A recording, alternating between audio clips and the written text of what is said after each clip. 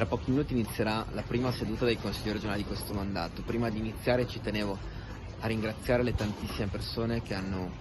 scelto di sostenerci, di sostenermi, di dare la preferenza alle ultime elezioni, ma anche di votare il Partito Democratico, di sostenere il centro-sinistra. Io oggi non entro da solo, entro in quest'aula per rappresentarle, per rappresentare tutte queste persone, quindi prima di tutto a loro va il grazie per il sostegno in campagna elettorale, per il sostegno di questi giorni. E lo farò dopo aver avuto l'onore di essere indicato come capogruppo dai consiglieri del Partito Democratico, che ringrazio. È un segnale, spero, credo,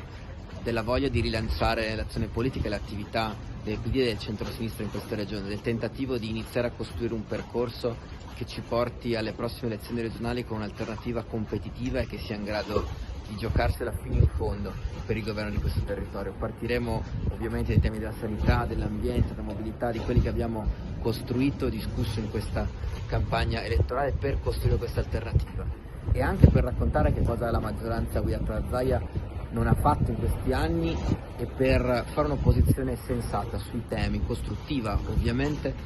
ma che sia anche seria, netta e chiara sulle cose che non vengono fatte.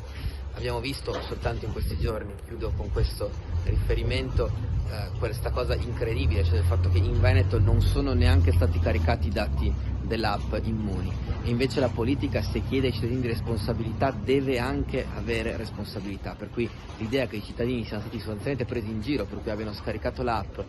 ma che quell'app in realtà non abbia fatto la sua attività, in un momento difficile come questo segna una distanza fra politica e cittadini, e questa distanza non ci deve essere. Noi ci batteremo su questo e su tanti altri temi perché questa distanza non ci sia. Grazie a tutti ancora per l'aiuto e il sostegno e cercheremo davvero di onorare questo impegno al meglio.